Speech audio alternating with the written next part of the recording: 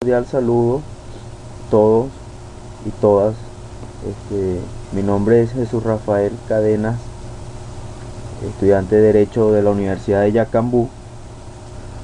El tema a desarrollar, o mi tema a desarrollar, es el proceso de la comunicación. Dentro del proceso de la comunicación oral puede definirse o se define como un conjunto de las fases sucesivas de un fenómeno en el tiempo.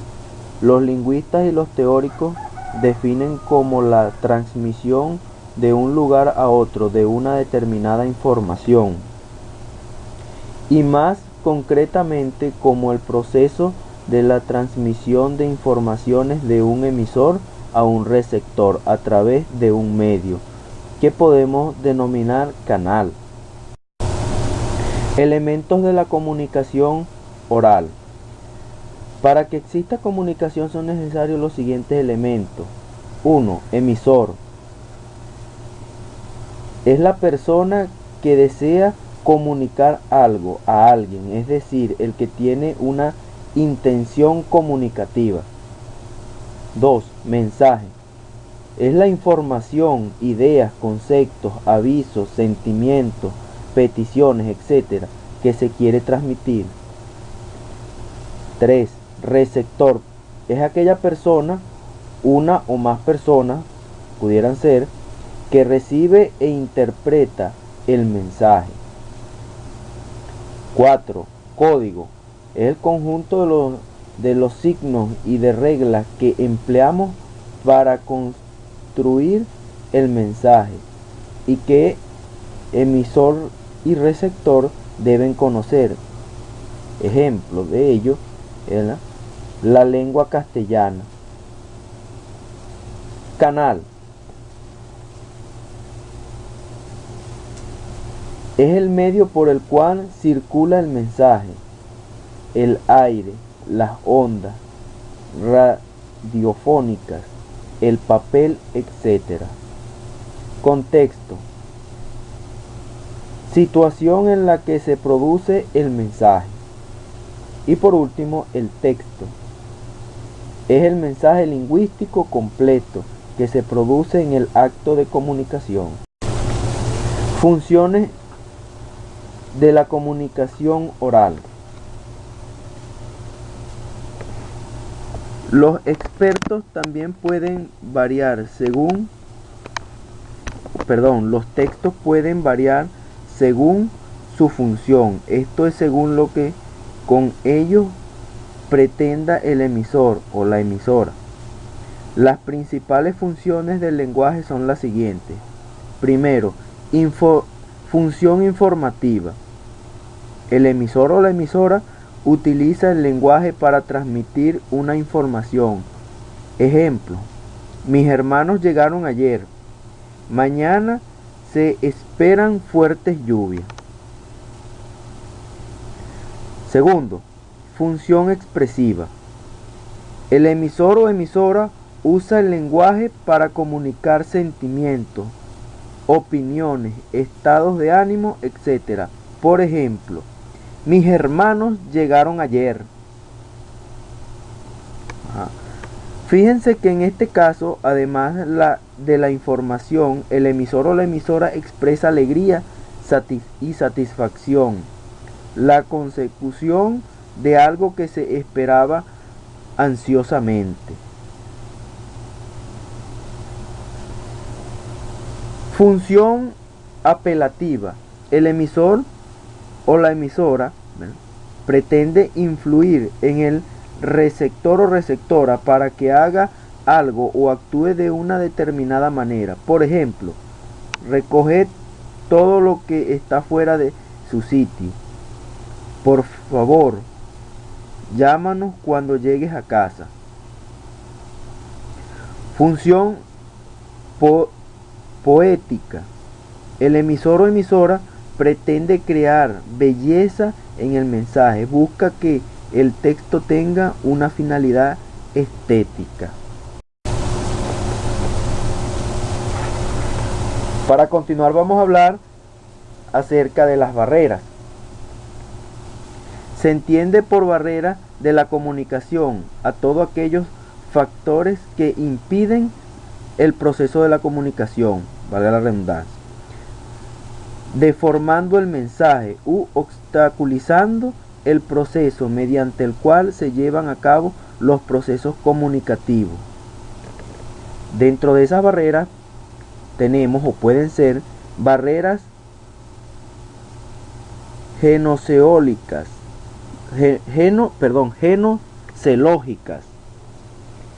son relativas al conocimiento, tienen que ver con el significado de las palabras.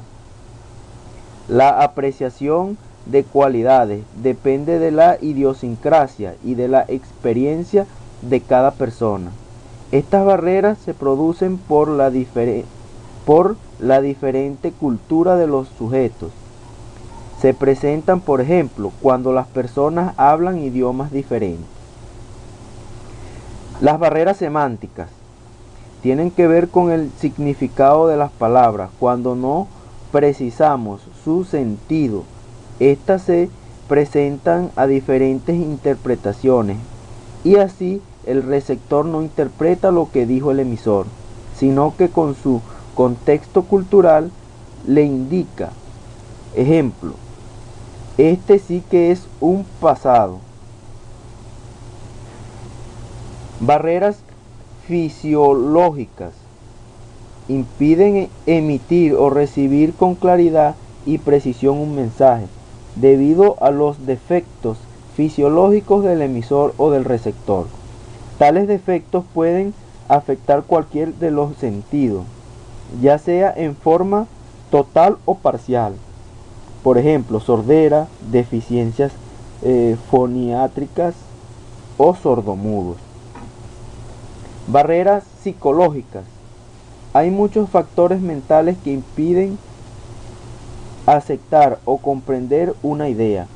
Algunos de ellos son no tener en cuenta el punto de vista de los demás, sospecha o aversión, preocupación o emociones ajenas al trabajo, timidez y explicaciones insuficientes, sobrevaloración de a sí mismo. Algunas de las causas que contribuyen a formar barreras psicológicas son barreras físicas. La distancia y el exceso de ruido dificultan la comunicación, así como las indiferencias en el radio o en el teléfono. Es preciso tratar de eliminarlas lo más posible. Y las barreras administrativas son las que se originan en estructuras organizacionales inadecuadas, la mala planeación y deficiente operación de los canales. Pueden salvarse mediante A. Aclaración anticipada de toda idea antes de comunicarla. B. Interés en la retroalimentación para verificar si el mensaje se recibió bien o no, si la reacción del receptor es la deseada. C. Especificación de la verdadera finalidad de la información a comunicar. D. Conocimiento del significado preciso de los conceptos para eliminar malos entendidos. E. Utilización del lenguaje sencillo y directo. F. Empleo de múltiples canales de comunicación a fin de asegurarse de que la información llegue hasta donde nos hemos propuesto. G. Aprovechamiento oportuno de las situaciones para transmitir el mensaje, pues las circunstancias emotivas en las que se encuentra el receptor puede alterar el contenido del mensaje. Y H. Refuerzo de las palabras con los hechos. Por lo general este punto se descuida de sobremanera. Recursos de la expresión oral. Para establecer una buena comunicación se necesitan dos condiciones fundamentales. Primero, tener algo que decir, ¿verdad? Y segundo, decirlo de manera que se entienda. Independientemente de la calidad del mensaje, existe el peligro de que se deteriore o se pierda por la manera en que se transmite mediante el lenguaje, la voz y el cuerpo. Para mantener viva la atención y aumentar durante la intervención oral, debemos recurrir a una serie de técnicas de comunicación que con algo de paciencia y de práctica están al alcance de cualquier persona. Primero tenemos las técnicas expresivas, el lenguaje y el estilo. Segundo, tenemos técnicas fonéticas, la elocución y la dicción. Y tercero, tenemos las técnicas corporales, la presencia y los gestos.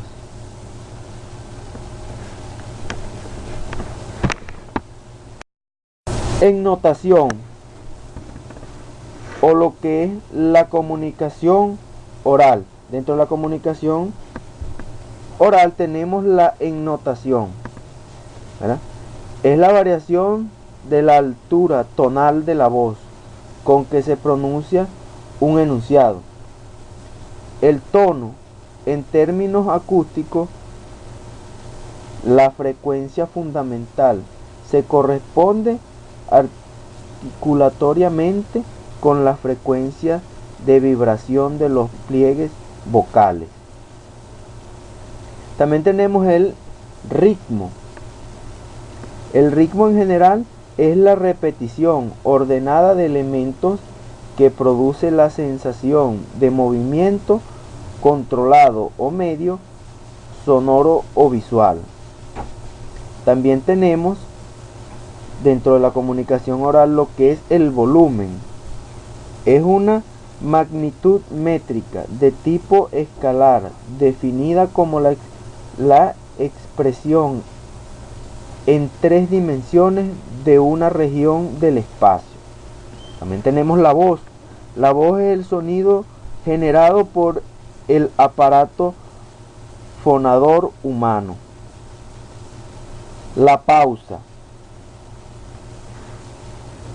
En su sentido más amplio, el término pausa refiere a aquella breve interrupción de un movimiento, proceso o acción que se estaba desplegando. La misma puede llevarse a cabo con el objetivo de descansar un momento porque se alcanzó un límite agotador, para luego de la misma retomar la actividad con más ímpetu. También tenemos el silencio. El silencio es la ausencia total de sonido. También significa abstención de hablar en el ámbito de la comunicación humana. Y sin embargo, que no haya sonido alguno no siempre quiere decir que no haya comunicación. El silencio ayuda en pausas reflexivas que sirve para tener más claridad de los actos. Comunicación no verbal. La comunicación no verbal se define como que es el proceso de comunicación en el que existe un envío y recepción de mensajes sin palabras, es decir, mediante indicios, gestos y signos.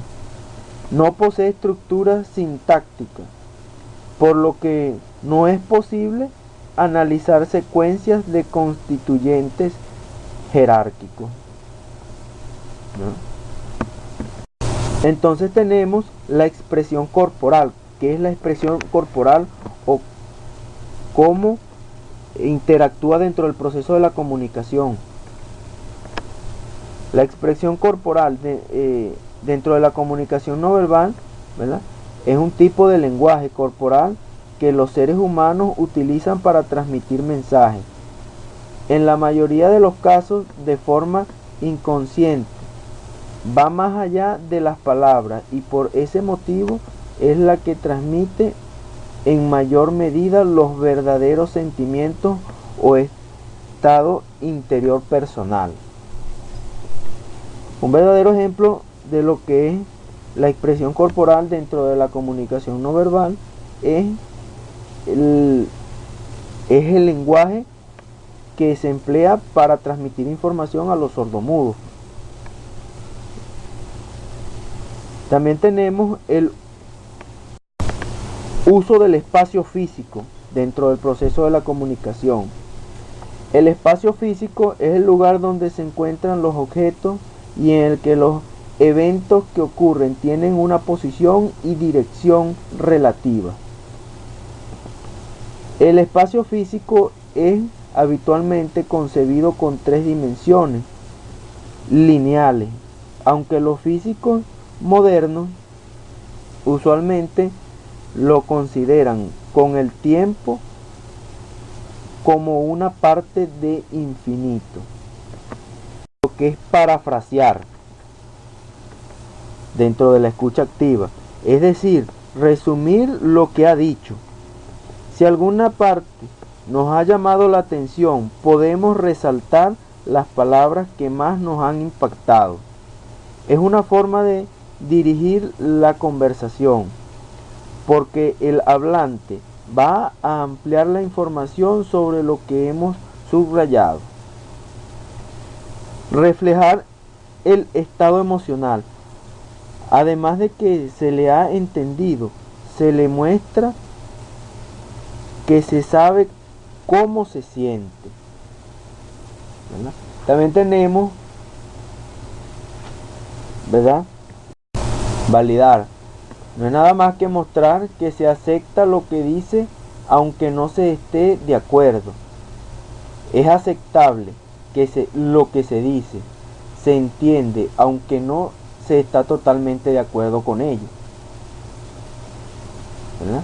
También tenemos estar completamente de acuerdo, que no es más que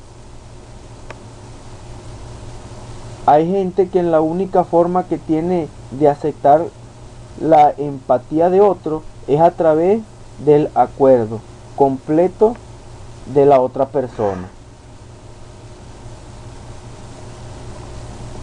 Ahora, hablamos de lo dentro del proceso de la comunicación, lo que es el miedo, ¿verdad?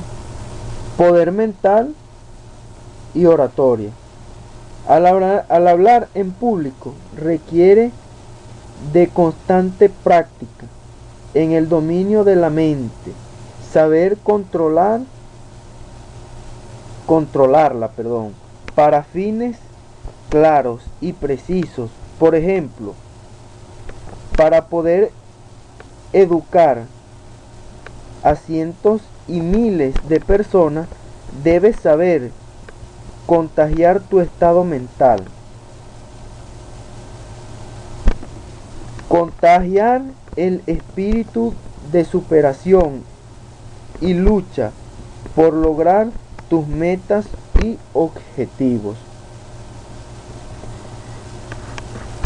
Cuando mayormente, para dar un pequeño ejemplo, cuando se le está hablando a un conglomerado de personas o a una gran masa de personas, para que las ideas fluyan y sean fáciles de digerir y entender, hay que controlar el estado mental.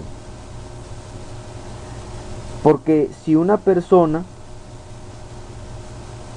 tiene miedo escénico, obviamente al tener miedo escénico está alterando su estado mental y no hay claridad de la información que va a transmitir. Por eso uno de los pasos más importantes a la hora de emplear una oratoria o de hablarle a una masa de personas es tratar de controlar el estado mental para tener claridad de lo que se va a hablar y tener bien presente y clara la idea que se quiere transmitir mediante un mensaje. Esta fue toda mi presentación. Espero que les haya gustado. Sin más a que hacer referencia, me despido.